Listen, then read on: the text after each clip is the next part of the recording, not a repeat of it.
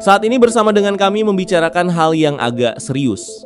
Pertanyaan mengenai mengapa Tuhan tidak melenyapkan iblis atau Satan merupakan salah satu problem klasik dalam teologi. Video ini bertujuan untuk menganalisa isu tersebut melalui pendekatan biblis dan refleksi teologis. Dengan menelaah doktrin tentang penciptaan, kehendak bebas, keadilan ilahi, serta eskatologi, keberlangsungan eksistensi Satan tidak bertentangan dengan sifat Allah yang kudus dan maha kuasa, melainkan merupakan bagian integral dari rencana keselamatan yang lebih luas. Penundaan penghancuran Satan mencerminkan kombinasi antara keadilan, kesabaran, kasih, dan kedaulatan Allah. Masalah kejahatan telah lama menjadi perhatian utama dalam filsafat agama dan teologi. Dalam konteks Kristen, pertanyaan ini sering diformulasikan sebagai berikut. Jika Allah Maha Kuasa, Maha Tahu, dan Maha Baik, mengapa kejahatan masih ada? Salah satu bentuk konkret dari pertanyaan ini adalah eksistensi Satan sebagai personifikasi kejahatan. Jika Tuhan benar-benar berdaulat, mengapa Ia tidak segera menghapus sumber kejahatan tersebut? Untuk menjawab pertanyaan ini, diperlukan pendekatan multidimensional yang mencakup aspek ontologis atau hakikat keberadaan, moral atau kebebasan dan tanggung jawab, serta eskatologis atau akhir zaman. Dalam tradisi teologi klasik, khususnya pemikiran Santo Augustinus dari Hippo, kejahatan tidak dipahami sebagai substansi independen, melainkan sebagai privatio boni, yakni ketiadaan atau kekurangan kebaikan. Dengan demikian, Satan bukanlah kekuatan tandingan Allah, melainkan makhluk ciptaan yang mengalami distorsi moral. Ini penting karena menegaskan bahwa kejahatan tidak memiliki status ontologis setara dengan kebaikan. Pandangan ini juga dikembangkan oleh Thomas Aquinas, yang menekankan bahwa segala sesuatu yang ada berasal dari Allah sebagai kebaikan tertinggi, sementara kejahatan muncul dari penyimpangan kehendak makhluk rasional.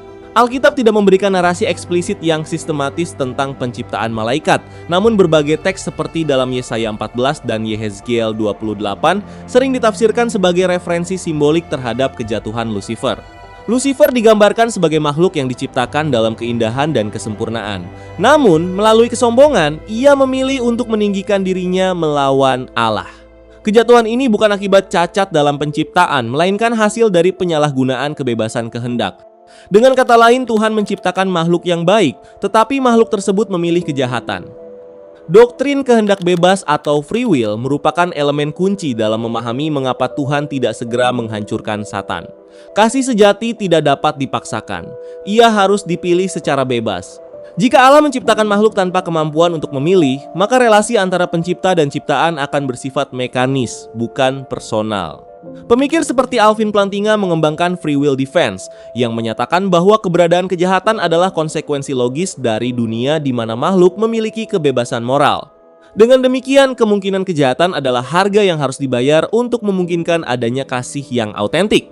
Dalam banyak representasi populer, terdapat kecenderungan untuk menggambarkan pertarungan antara Allah dan Satan sebagai konflik dualistik yang setara. Namun ini bertentangan dengan teologi Kristen Ortodoks. Allah adalah actus purus atau realitas murni tanpa potensi, sementara Satan adalah makhluk terbatas. Tidak ada simetri kekuasaan di antara keduanya.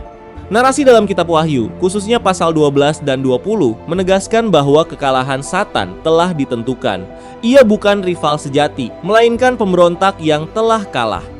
Dalam kitab Wahyu, diceritakan bahwa Mikael, penghulu malaikat, memimpin pasukan surga melawan naga, yakni Satan. Dan hasilnya jelas, Satan dikalahkan dan diusir dari surga bersama para malaikat yang mengikutinya. Menariknya, Tuhan sendiri tidak perlu turun tangan. Ini menunjukkan bahwa kuasanya mutlak. Sejak saat itu, Satan dan para malaikat jatuh ke bumi. Mereka masih memiliki kuasa, struktur, dan pengaruh. Namun mereka telah kehilangan tempat di kerajaan surga. Satan dan malaikat lainnya adalah makhluk spiritual. Berbeda dengan manusia, mereka tidak mengalami kematian biologis. Oleh karena itu, konsep penghancuran tidak dapat dipahami dalam kategori fisik. Dalam kerangka ini, penghukuman terhadap Satan lebih tepat dipahami sebagai penghakiman eskatologis daripada pemusnahan eksistensial. Allah tidak hanya maha kuasa, tetapi juga adil secara sempurna. Dalam teologi biblis, penghakiman bukan sekadar tindakan menghukum, melainkan proses penyingkapan kebenaran secara publik. Konsep ini terlihat dalam gambaran tahta pengadilan besar dalam kitab Wahyu 20, di mana semua makhluk dihakimi berdasarkan perbuatannya. Penundaan penghakiman tidak menunjukkan ketidakpedulian, melainkan kesabaran ilahi. Hal ini sejalan dengan pemahaman bahwa Allah tidak lalai menepati janjinya, tetapi sabar terhadap kamu karena Ia menghendaki supaya jangan ada yang binasa, melainkan supaya semua bertobat. 2 Petrus 3 ayat 9. Konsep divine providence atau providensia ilahi menyatakan bahwa Allah tetap berdaulat atas seluruh ciptaan, termasuk peristiwa yang tampaknya jahat. Contoh paling signifikan adalah peristiwa penyaliban Yesus Kristus. Dalam narasi Injil, peran Satan dalam pencobaan dan pengkhianatan oleh Yudas tidak menggagalkan rencana Allah, melainkan justru menjadi sarana penggenapan keselamatan. Hal ini menunjukkan bahwa Allah dapat menggunakan bahkan tindakan jahat tanpa menjadi penyebab kejahatan itu sendiri. Keberadaan kejahatan memiliki dimensi pedagogis dalam sejarah keselamatan. Manusia dipanggil untuk bertumbuh dalam iman, ketekunan, dan pengenalan akan Allah melalui pergumulan dengan kejahatan. Selain keadilan, karakter Allah juga mencakup kasih dan kesabaran. Penundaan penghukuman dapat dilihat sebagai ekspresi dari kasih yang memberi ruang bagi pertobatan. Jika Tuhan langsung menghancurkan setiap yang salah, maka kebebasan itu tidak nyata. Itu bukan kasih, melainkan paksaan. Meskipun Alkitab tidak secara eksplisit menyatakan kemungkinan pertobatan bagi malaikat jatuh, fakta bahwa mereka tidak segera dimusnahkan menunjukkan bahwa Allah tidak bertindak secara impulsif. Teologi Kristen menegaskan bahwa kejahatan tidak akan berlangsung selamanya. Satan digambarkan sebagai pihak yang ditahan untuk hari penghakiman. Dalam kitab Wahyu 20 ayat 10 disebutkan bahwa Satan akan dilemparkan ke dalam lautan api, menandakan akhir definitif dari kuasa kejahatan. Eskatologi Kristen tidak hanya berbicara tentang penghukuman, tetapi juga pemulihan seluruh ciptaan. Pertanyaan mengapa Tuhan tidak menghancurkan Satan tidak dapat dijawab dengan satu argumen tunggal. Namun, melalui pendekatan teologis yang komprehensif, dapat dipahami bahwa keberadaan Satan bukanlah tanda kelemahan Allah, melainkan bagian dari dinamika kompleks antara kebebasan, kasih, keadilan, dan kedaulatan ilahi. Allah tidak bertindak secara impulsif, melainkan dalam kerangka rencana kekal yang mengarah pada pemulihan total ciptaan. Dalam perspektif ini, kejahatan bersifat sementara, sementara kemenangan Allah bersifat final dan pasti. Tuhan tidak kehilangan kendali. Satan tetap berada dalam batas yang Tuhan izinkan. Namun, ini bukan berarti kejahatan akan dibiarkan selamanya. Hari penghakiman akan datang. Satan dan para pengikutnya akan dihakimi secara adil.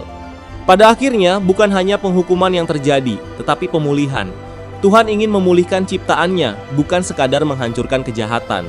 Kemenangan sudah ditentukan, Tuhan sudah menang. Melalui salib, Yesus telah mengalahkan dosa dan kuasa kegelapan. Sekarang, kita hanya menunggu penggenapan akhir dari kemenangan itu. Jadi, mengapa Tuhan tidak menghancurkan Satan sekarang? Karena Ia memiliki rencana yang lebih besar, rencana yang menunjukkan kasih, keadilan, kesabaran, dan kuasanya yang sempurna. Dan rencana itu belum selesai. Suatu hari nanti, tidak akan ada lagi kematian, tangisan, atau penderitaan. Semua akan dipulihkan. Apa yang Tuhan mulai, Ia pasti akan menyelesaikannya. Dan Ia akan menyelesaikan dengan kemenangan. Tuliskan pendapat kalian di kolom komentar. Silakan subscribe dan like video ini. Terima kasih sudah menonton. Sampai jumpa.